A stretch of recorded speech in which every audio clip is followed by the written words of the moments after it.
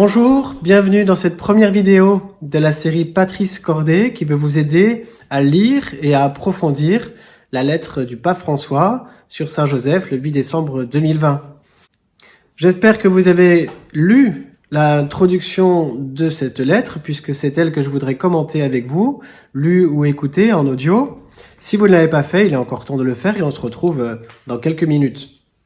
Pour commenter cette introduction, je voudrais commencer par une question et vous demander quel est le Saint Joseph que vous avez dans votre imagination, dans votre mémoire. Parce que peut-être vous avez lu la Bible ou pas, peut-être vous avez vu un film, vous avez lu un roman, un livre de spiritualité qui a façonné dans votre imagination, votre mémoire, un certain Saint Joseph. C'est normal. Mais peut-être qu'il est bon de vérifier nos bases pour partir ensemble dans la même direction. Les bases, ce sont celles que nous donnent les évangiles. Le pape François le rappelle. Joseph nous est surtout présenté dans les premiers chapitres de l'évangile de Luc et plus encore celui de Matthieu. Matthieu chapitres 1 et 2, qui racontent l'enfance de Jésus, ont été vraiment écrits en focalisant la caméra sur Saint Joseph et sur ce qui se passe dans son cœur, comment le Seigneur lui parle, le façonne et le conduit. Alors si vous ne l'avez jamais fait, peut-être que vous pourriez lire d'affilée Matthieu 1-2, ça prend pas beaucoup de temps et ça vous permettra vraiment d'avoir ce que la Bible nous dit sur Joseph. La deuxième chose que je voudrais souligner dans cette introduction, c'est la place essentielle de Joseph dans la vie de Jésus. C'est peut-être pas si simple à imaginer, cette croissance de cet enfant, vrai Dieu, vrai homme. Il n'a pas fait semblant d'apprendre à couper du bois. Il n'a pas fait semblant d'apprendre à prier, à chanter, à lire, à écrire.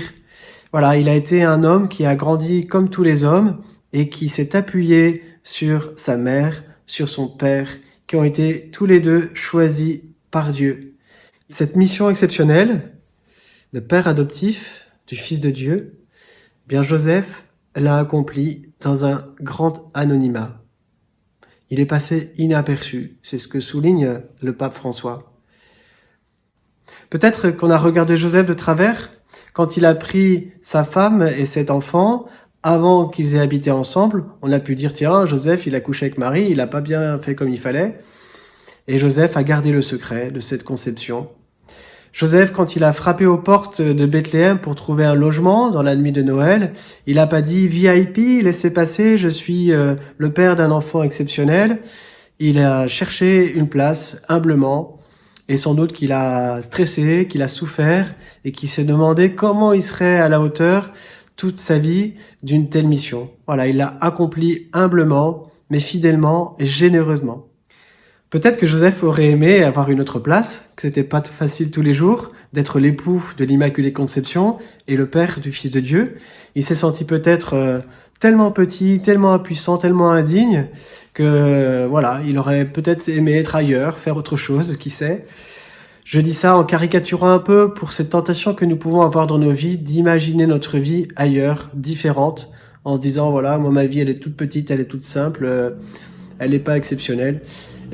Joseph nous apprend à vivre la mission qui nous est confiée, à porter du fruit là où nous sommes, avec confiance et joie de servir un dessein qui nous dépasse dans tous les cas. Je termine par une question qui pourrait susciter un échange si vous êtes à plusieurs. C'est quelle est la place de Joseph, de Saint Joseph dans ma vie ?